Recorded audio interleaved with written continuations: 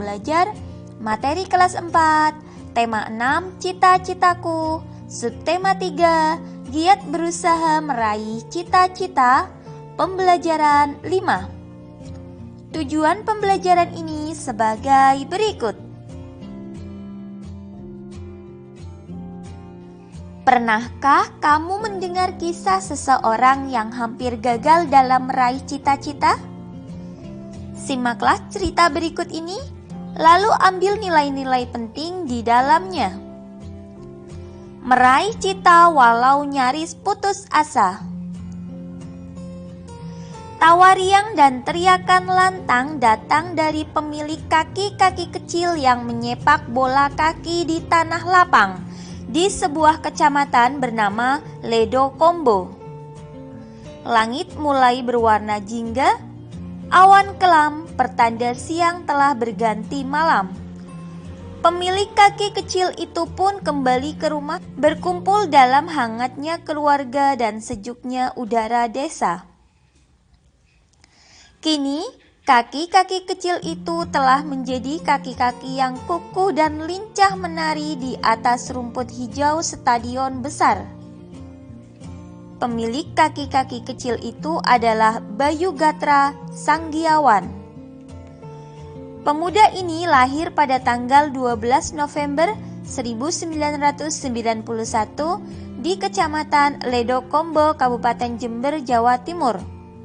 Telah lama ia ingin menjadi pemain sepak bola profesional. Pada tahun 2005, Bayu bergabung dengan tim kebanggaan warga Jember, yaitu Persid Jember. Setiap hari, ia berjuang menghabiskan waktu 45 menit untuk menuju tempat latihan dari rumahnya yang jaraknya cukup jauh. Ia rajin berlatih dan menunjukkan prestasi yang gemilang.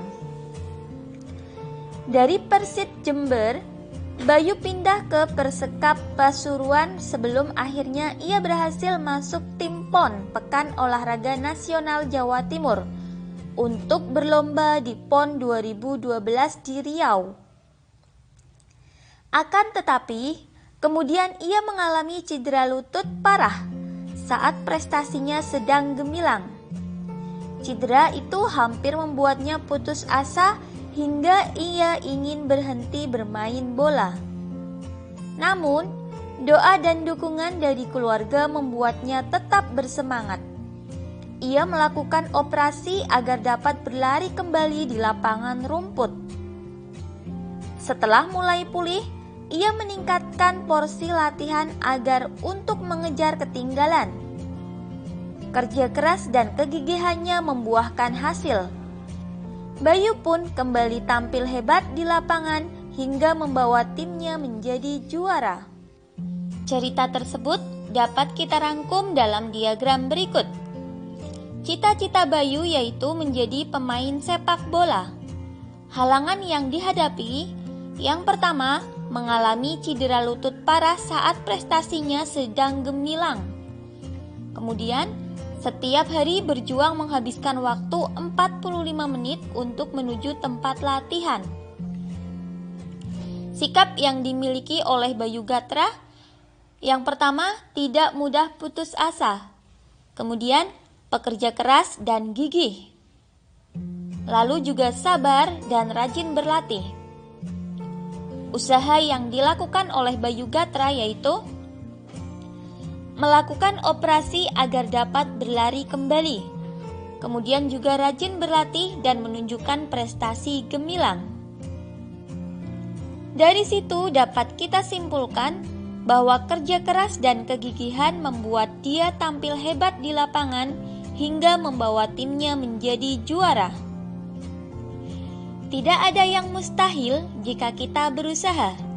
Demikian yang dilakukan oleh Bayu untuk meraih cita-citanya.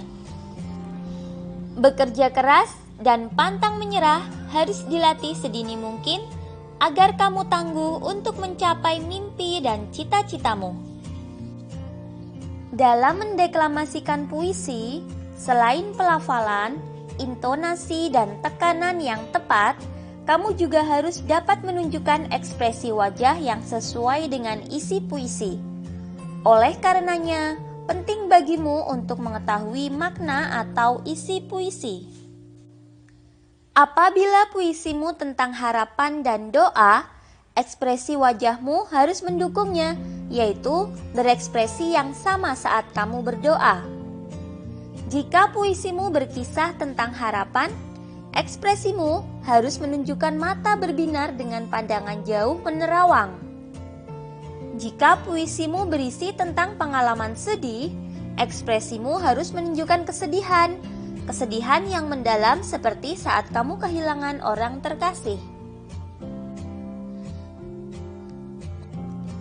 Kamu dapat melatih perubahan ekspresi wajah dengan menggunakan kaca atau dengan bantuan temanmu. Setelah kamu menghafalkan puisi, kamu dapat menjiwai puisi dengan menempatkan dirimu sebagai bagian dari puisi tersebut. Lihatlah kembali puisi-puisi yang ada di pembelajaran ini.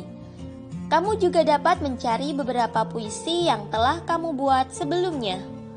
Golongkan puisi-puisi tersebut termasuk ke dalam puisi sedih, riang, atau puisi yang penuh pengharapan.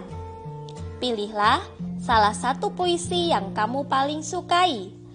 Pahamilah isi puisi tersebut, lalu mulailah berlatih ekspresi wajah sambil mendeklamasikannya. Setiap agama memiliki kekhasan dan keunikan pada tempat ibadahnya. Kekhasan dan keunikannya dipengaruhi oleh fungsi dan budaya masyarakat sekitar yang menggunakannya. Contoh, ada masjid. Ini kegiatan keagamaan yang dilakukan di masjid diantaranya sholat 5 waktu, kemudian sholat Jumat, pengajian Al-Quran, ceramah kajian agama, taman pendidikan Al-Quran, kemudian peringatan hari-hari besar agama Islam, untuk iktikaf, buka puasa bersama, menerima serta menyalurkan zakat, fidyah, dan infak, dan yang lainnya. Kemudian ada gereja.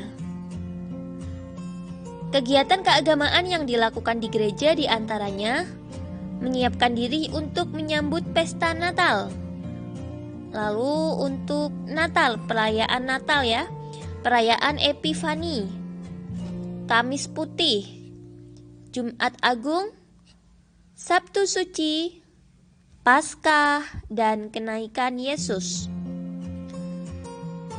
Ada vihara.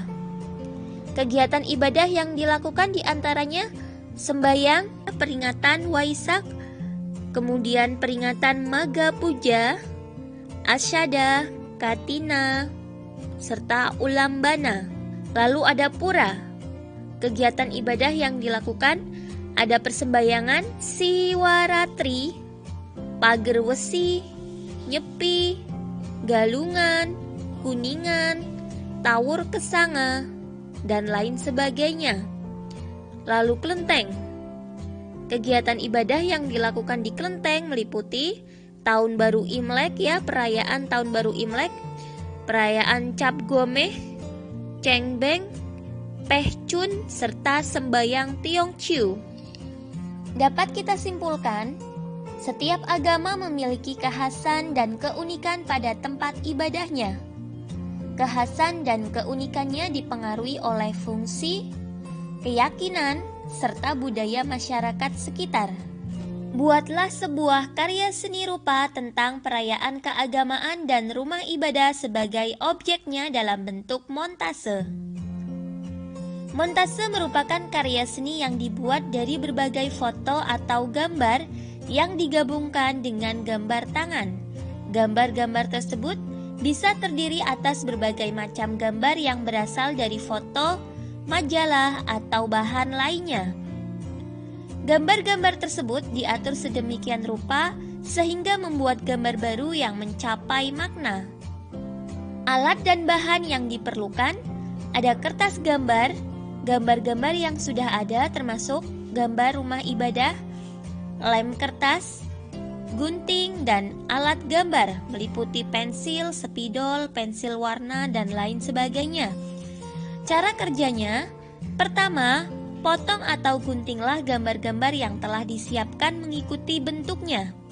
Kedua, tempel gambar-gambar tersebut pada kertas gambar dengan menggunakan lem kertas.